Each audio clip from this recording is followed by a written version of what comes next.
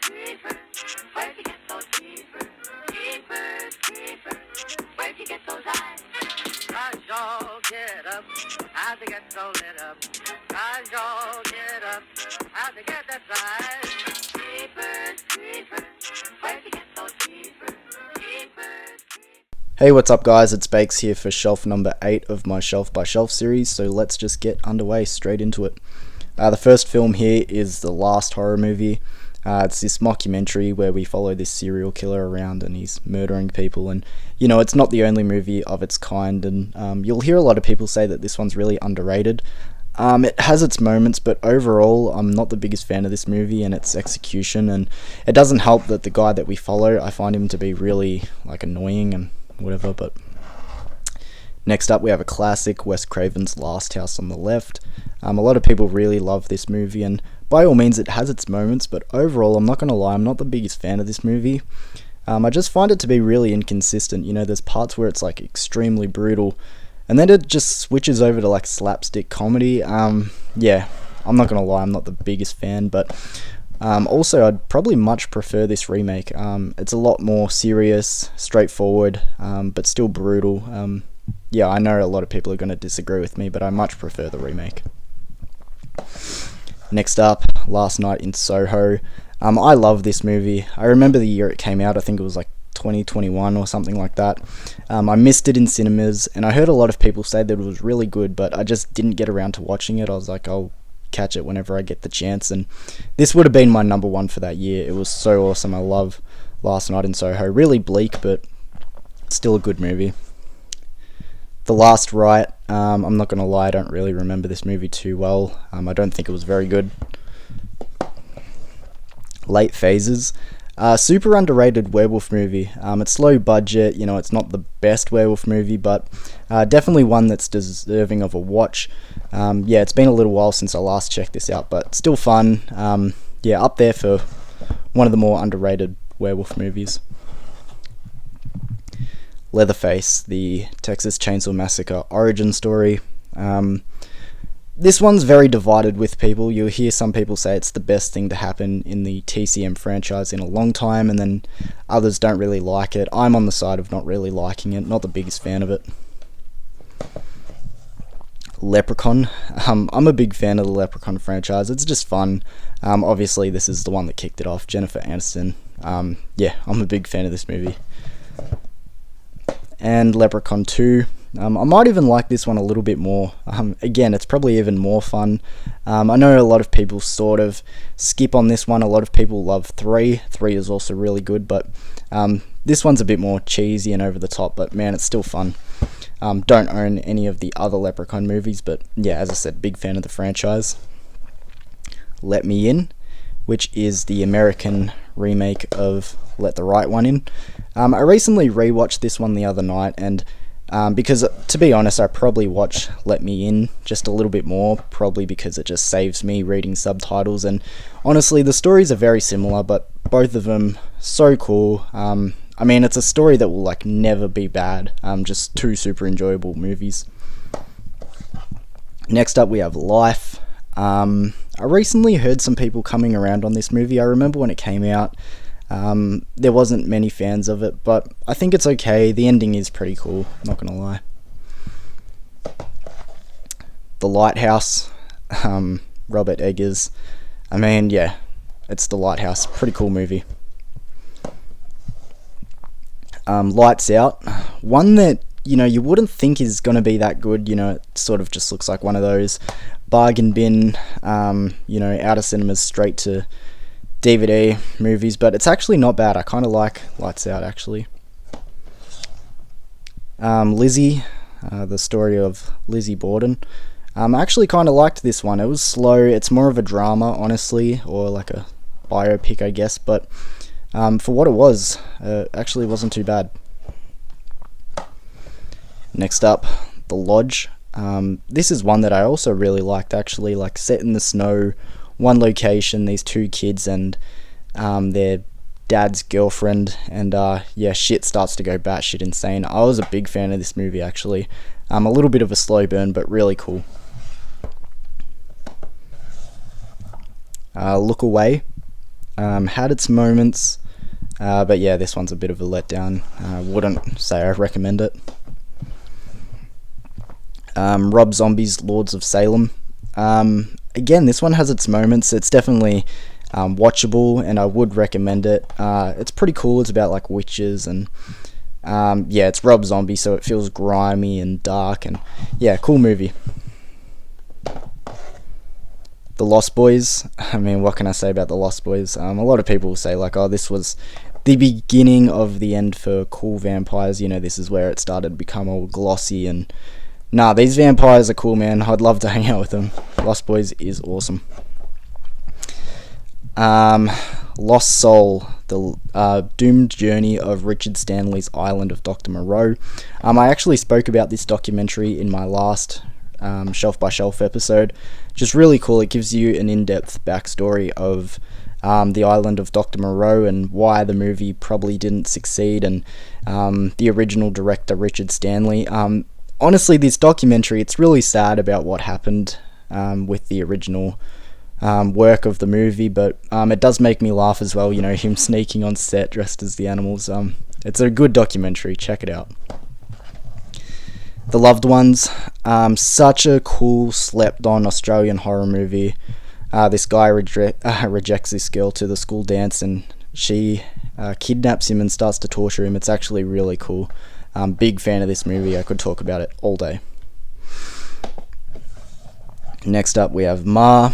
One that a lot of people do like, but I'm not going to lie, I kind of find this movie to be quite cringy. Octavia Spencer is easily the best part of this film. I think she's an Oscar-winning actress, but, you know, she's not afraid to, you know, go a little bit over the top and do something out of her comfort zone, and I think she's easily the best part of this movie, but honestly, I find it to be a little bit cringy. It has been a little while, though, so maybe time for a rewatch soon. Maggie, with Arnold Schwarzenegger and Abigail Breslin. Yeah, Arnold Schwarzenegger is... when he does these roles like this, it's hard to not picture him as, like, you know, from Predator or The Terminator or something. So, interesting movie, but not bad. Magic. Oh man, this movie's super underrated. I love it. It's possibly one of my favourite Anthony Hopkins performances, and, you know, he's been in movies, obviously, Silence the Lamb, Red Dragon, The Father, but I still find this to be one of his most underrated performances, and this movie's incredible. I love Magic. Malignant. Yeah, I also really love Malignant. About time we have a movie, like, with this high of a budget, but such a strange plot. But, yeah, really cool. Love Malignant. Alright, sorry, I'm trying to keep this camera still, as whenever I get into this corner, I sort of get tucked up against the couch and the wall, so trying to make it work. Marlem. Watched this actually for the first time a couple of nights ago. Movie from this year, actually. It's a remake of The Last Shift, which I've actually never seen The Last Shift, so this was sort of my first take on this story, and I thought it wasn't bad. Like, it wasn't a smash hit, but Marlem was alright. Mama. I really like this movie. Again, just creepy ghost story. The ending is so, like, bittersweet, tragic, but it really sticks with you. Mama's a cool movie. Maniac. Classic film. What can I say about Maniac? To be fair, I don't love it as much as other people, but still just really cool movie. And I could probably say the same about the remake, you know, Elijah Wood playing this character that, when you first read that on paper, you go, oh, is he the right fit? But he does a really good job in this movie, but still, I know a lot of people love this movie, and not to say that I hate it, it's still pretty solid. Maniac Cop, cheesy fun, good movie. I'll leave it at that. The Manson Family, low budget, interesting movie. You know, I'm too familiar with the Manson family story or anything, but for what it was, I felt like I learnt a little bit, and not too bad. Martin, super underrated vampire story, George A. Romero. This is honestly one of my most underrated George A. Romero movies. I just find that no one really talks about this film, and it's really good. Check out Martin. Super cool. Martyrs. Yeah, a lot of people's introduction into extreme horror and into French films as well. A lot of people going to check this one out. Yeah, what can I say about Martyrs? Martyrs is awesome. It's brutal. It's everything. Come on now. May. We're on a stretch of good movies here. May is super underrated. One of my favourite sort of character studies movies. You know, we got May, who is this introverted, sort of keeps to herself girl, and she starts to become obsessed with this guy, and she's just really creepy and weird. I just love May. It's sort of like a little twist on Frankenstein as well. It's hard to say. It's just a really cool movie. I love May. I could watch this movie at like any time. It's sort of like a movie that I can just relax and watch for some reason, you know. Love May. The Meg, recently did a review of this movie. Also went and watched The Meg 2 the other day. Man, the start of The Meg 2, the first half of that movie was so boring, but then the second half was awesome, so... But either way, I'm not talking about that movie. Men. This is a movie that I heard too many people shit on. And by all means, I had it in my top 10 of last year, so I obviously loved it. It's not perfect, but yeah, I thought this movie got way too much hate. And I also love, what's her name? Jessie Buckley.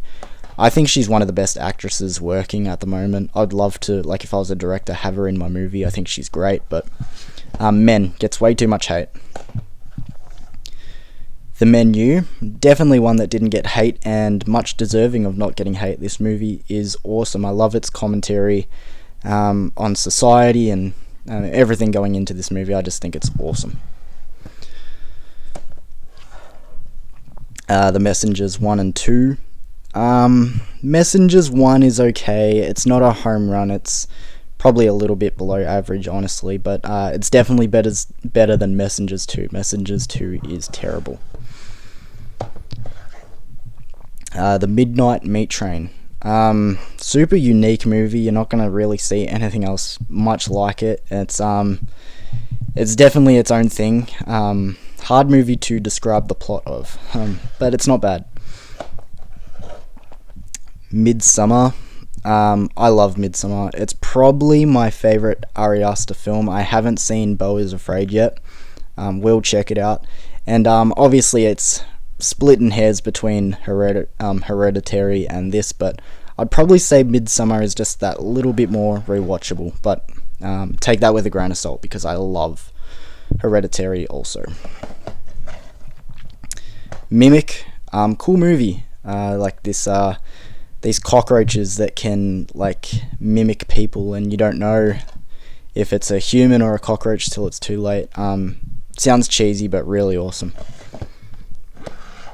And Mimic 2 is actually not too bad either. I haven't seen Mimic 3, but for those two movies, they're actually super underrated. Don't hear enough people talk about them. Mirrors and Mirrors 2. Mirrors is the better made movie. Mirrors 2 is a bit more low budget and cheesy, but I honestly like Mirrors 2 more for that reason. You know, it's over the top, blood, gore, you know, over the top kills, but it's actually pretty cool. Misery, again, super cool movie. Kathy Bates does a great job. Same with James Caan. Both of them do a really awesome job. And super iconic Stephen King adaptation. Speaking of Stephen King adaptations, The Mist. To be honest, this is a movie that I don't watch a lot. I actually haven't seen it in a very long time, but all that being said, really good movie and a heart-breaking ending. If you've seen the ending to this movie, you know how depressing and bleak that ending is, and it will stick with you for sure. Mum and Dad with Nicolas Cage and Selma Blair. Not bad, but not great either. The Monster. Check this movie out. Super underrated. Like this mum and daughter, you know, go on this late night drive to drop the daughter off somewhere, and it's raining, and they get stuck on this back road where no cars are really passing through, and there's this monster trying to get in, and just really cool. One location, but super fun.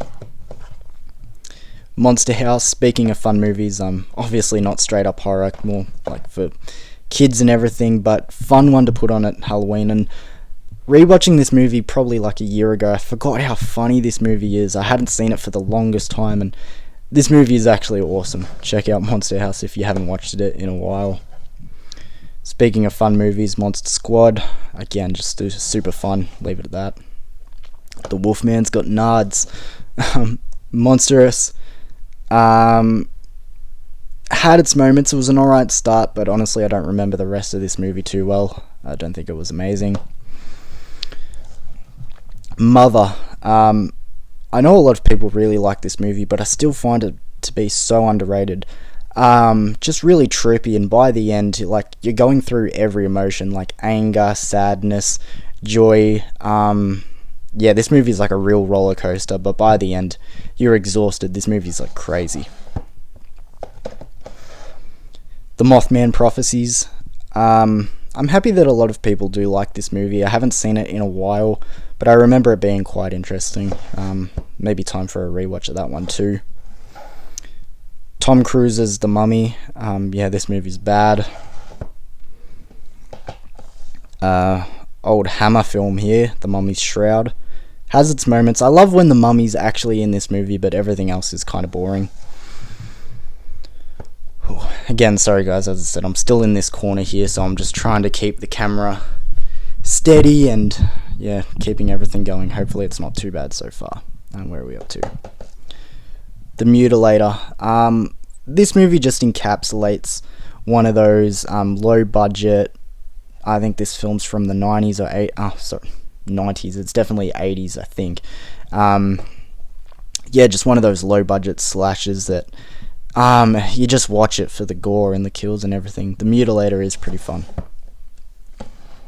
Speaking of fun slashes, My Bloody Valentine. Yeah, what can I say about it? Awesome. And the remake, probably not as good, but still has its moments. For as far as remakes go, it's actually not too bad. I really do like the mine town setting for My Bloody Valentine, and, you know, the killer. Yeah, really cool. Neon Demon, again, a super underrated movie. It's been a while, but you know, it's not going to be for everyone. It's one of those more artsy sort of films, but not bad.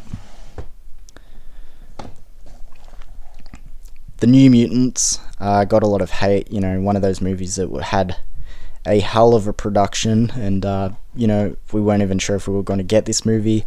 More of a superhero film, but I love superhero movies and I love horror movies, and I thought this one actually wasn't too bad.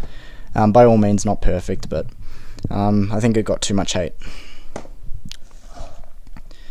New York Ripper. I don't think it's one of Fulci's best. I don't hate this movie, but I also don't love it. It's very mid-card for me. A lot of people find to be split on this one because if you don't know, the killer in this movie quacks and speaks like a duck. I don't have a problem with that. I don't love it, I don't hate it, very much like the movie. Yeah, it's not Fulci's best, but it's also not his worst. The Night House, yeah, really cool movie from last year, the year before. Rebecca Hall destroys this movie. She is so good. Yeah. Night of the Creeps. Been a long time since I watched this movie, but super awesome. I love Tom Atkins, just in anything. He makes the movie 10 times more fun when he's in it. But yeah, super cool movie. Night of the Demon. Not a big fan of this movie, a little bit boring. Night of the Demons remake.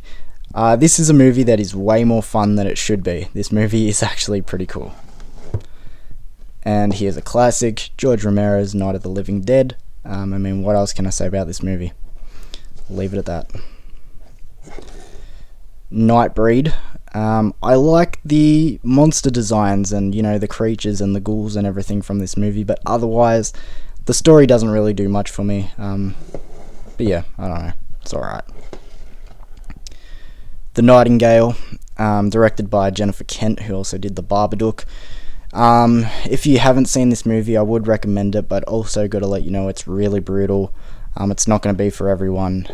It's a tough watch, but with all that being said, good movie. And this chick, I didn't know. I watched Dracula, the Last Voyage of the Demeter the other day. Didn't know this was her, but she did a great job in that movie as well. And last one here for shelf number 8, The Nightmare, which is a documentary about sleep paralysis, and it is actually pretty creepy. Obviously a documentary on something as real and freaky as sleep paralysis would do something to you, but freaky movie. It's actually not too bad. But there we go, guys. Sorry about that. As I said, when I get into this corner, and I've got the couch literally right here as well, it gets a little bit hard to film. But thank you for joining me again, guys, for this shelf by shelf episode. As I said, that was shelf 8, so shelf 9 won't be too far away now. But thank you for joining me again, guys, and I'll see you for another video soon. Peace.